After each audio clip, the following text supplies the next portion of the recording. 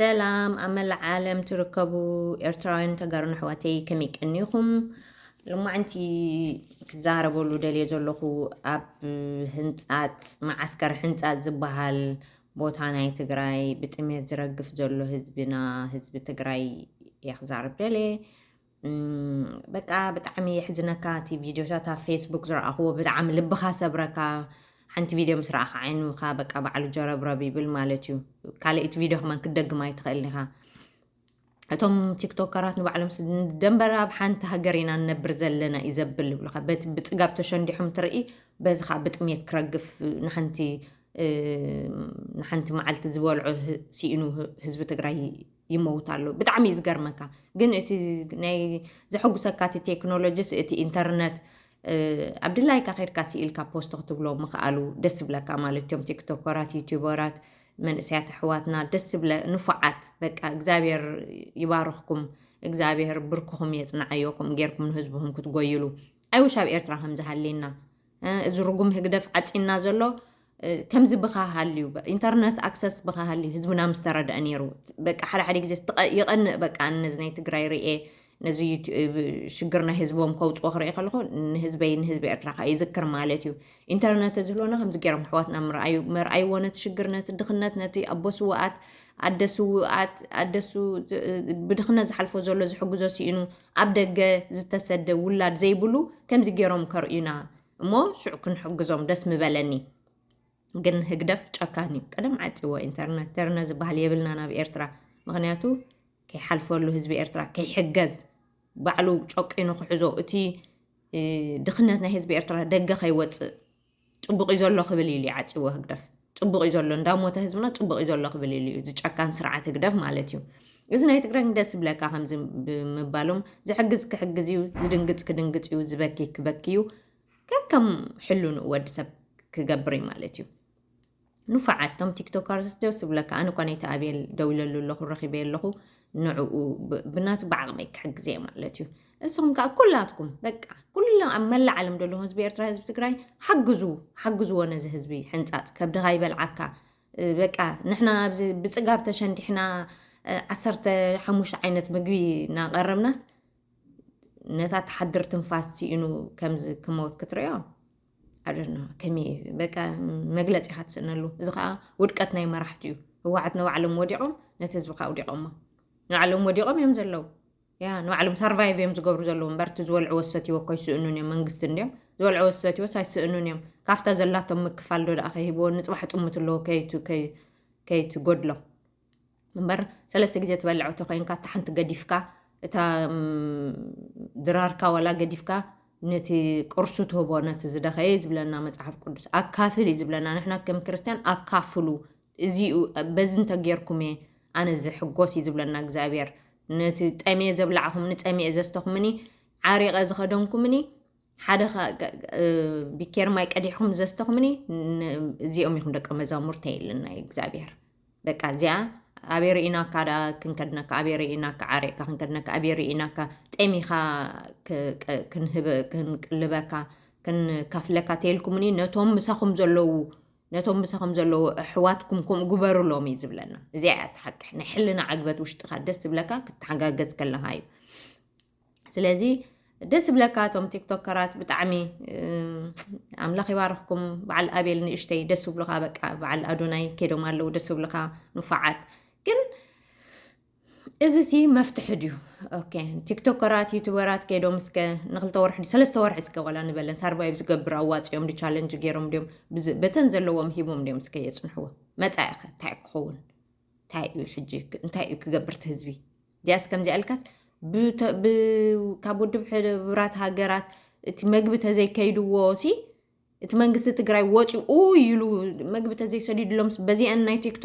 ቲክቶከራት ዩቱበራት ዝተዋፅአ ገንዘብ ሰርቫይቭ ክገብር ኣብ ማዓስከር ደሎ ኣብ ማዓስከር ዘሎ ህዝቢ እኮ ካብ ዩኔስኣር እዩ ዝመፆ ምግቢ እቲ ህዝቢ እቲ መንግስቲ ትግራይ እዩ ክወፅእ ደለዎ እንታይ እቲ ወዲ ወረደኹም ድንዙዝ ጉንዲ እንታይ እዩ ዝገብር ስኢሉ ደለዉ ለምን በልዎ እምበር ቲክቶከራት እንዳለሞ ለምን በልዎ ቶም ወታደራት እምበር ብልዎ ኣፍርሕዎ እምበር ዝዳ እንታይ ክዛረበልኩም ጉንዲ እንድዩ ወዲ ወረደ ጉንዲ እዩ ጉንዲ قند منجست حيسكم دابي كل منالكم نحنا إرتراين كاف تقدف زقبتنا إنا نحنا نلومنا بلنا نبل زقبتنا ينا نحنا عطويتنا إليه نحنا بسلحتا قاتلو زدلي إنترنت زي بلنا هقدف بسلحتا نهزبي إرترا قاتلو سلزلي إنترنت يبلنا بر كابزي ناي تقراي زخفق من موتأ بإرترا شقرا بإرترا زولو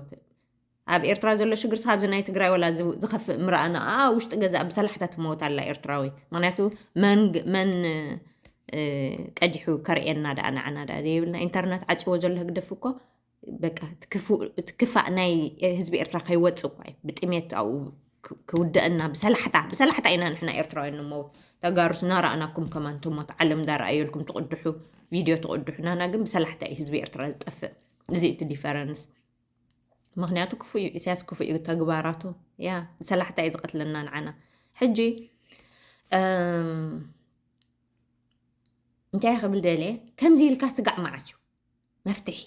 هزبي إرترا هزبي تقراي كنقراكا مفتحي أبيد كاي زولو مفتحي نجاكا نخا تخونلو سرعات هو حت رقمات جاكانت بزيكا بتطعم جزيه خلو تم تقارو زعلو لنا بزيكا نفسهم كهفتو نحوم تكال كهفتو نعليتهم ملوك كهفتمو نحوي ود حوي نداول مرنا هزبي كل حيلهم ما يفلطنيم كلهم زي قبر لكم حجي مس دخا يخو قبر لكم محرات ابي وديقم اي صبيني جن مفتحي نجاكان يخا تخونلو زلكا سمع هزبي إرترا هزبي تقراي نجاكان يخا تخونو نهقدف كنشكنولو يزلنا ጨኪና ሊና ምዃን አቢና ዳንበር ተም ተጋሩኻ ኣብ ቅልጽምኩም ኣብዚኣ እያ ዘላ መፍትሕ ናይ ዝኽልተ ህዝቢ ኣብዚኣ ኣብ ቅልጽምካ ንጨካን እዚኦም ክልተ ስርዓታት እዚኦም ተጓሕጊሖም ከይወፁ ኣይሓልፈልካን እዩ ለውጢ የለን እዚኦም ለውጢ ድበሃል የለን ህግደፍ ድሕረት ድንቁርና ጽሜት ንድሕሪት ኤርትራ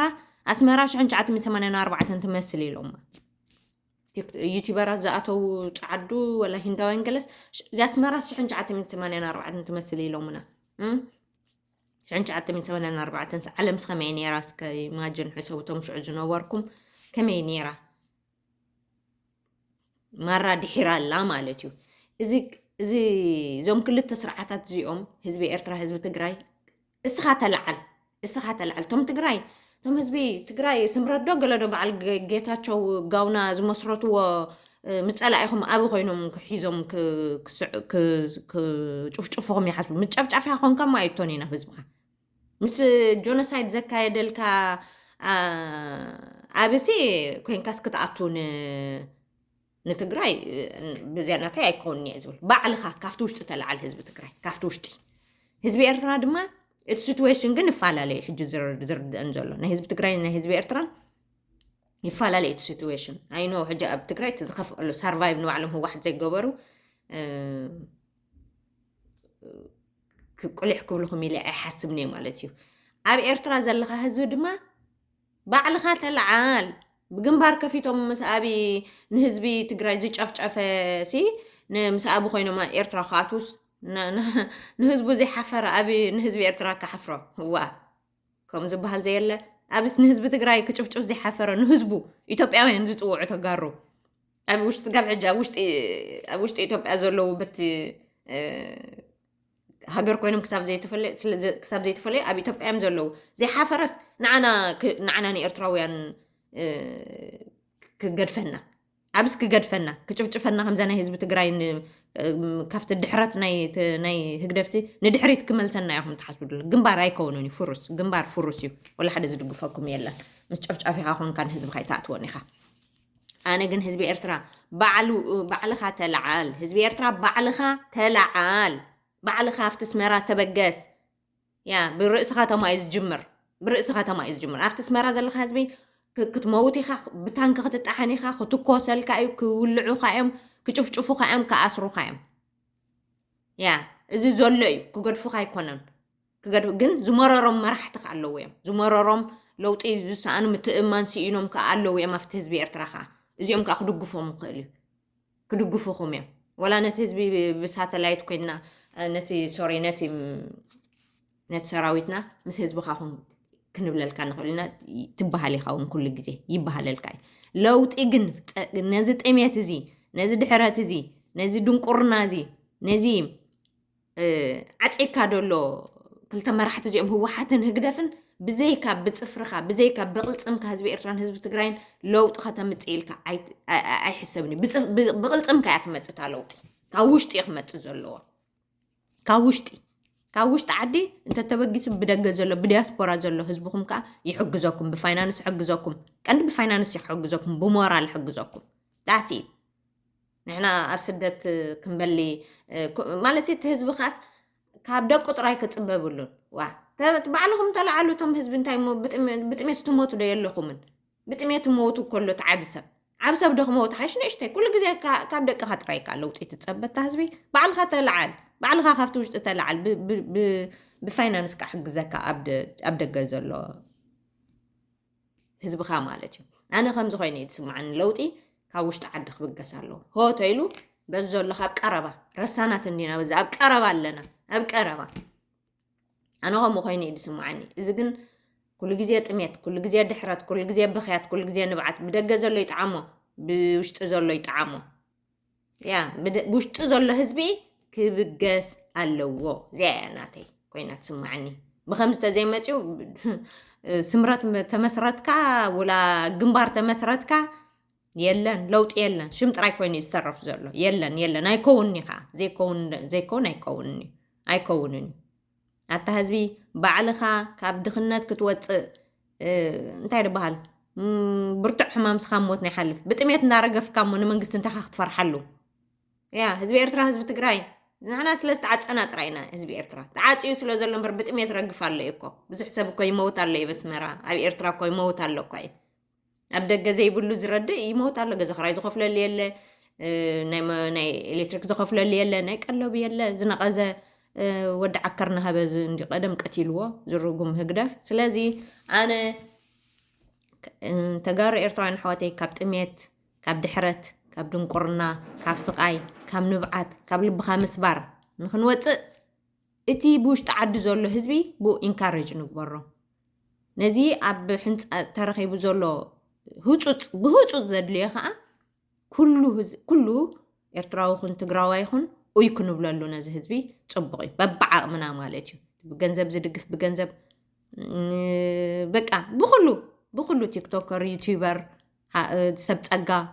ሰብ ትካላት ኣብ ስደት ዘለኹም ኩሉ በቃ ንሰርቫይቭ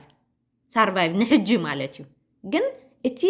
መሰረታዊ ለውጢ ግን ህግደፍን ህወሓትን እዮም ክፅረጉ ዘለዎም ካብዚኣ ርእሲ ምድርስ ህወሓትን ህግደፍን ዝበሃሉ እዚኦም ክልተ ነዚ ህዝቢ ኣፅነትና ክፉኣት ፀረ ድሕረት ዝኾኑ መራሕቲ እዚኦም እዮም ክጠፍኡ ዘለዎም እዚኦም ከይጠፍኡ ምንም ለውጢ ኣይግበርን ይባዕሎም ይቕኒየለይ ንሎም ዝበልኳ እዚኣ ኣብ ሕንፃት ዘሎ ህዝቢ ድማ እግዚኣብሔር ይርዳእኻ ምስኪን ህዝቢ ትግራይ እግዚኣብሔር ረድኤት ይስደደልካ ማናኻ ባዕሉ ብትፈጣሪ እንድሕር ደሊወስ ማናኻ ብሰማይ ዘውርድ ኣምላኽ ስለ ዘለና እቶም ብፀሎት ትሕግዞም ፀሎት ትሓግዞም እግዚኣብሔር እንተፈቲስ ማና እውን ከወርደሉ ክእል እዩ ነዚ ህዝቢ ስለዚ እዚኣ ናይ ሎማዓንቲ ሓፃር መልእኽተይ ይቕኒየለይ ብካልእ ክሳብ ዝመፀኩም ቻው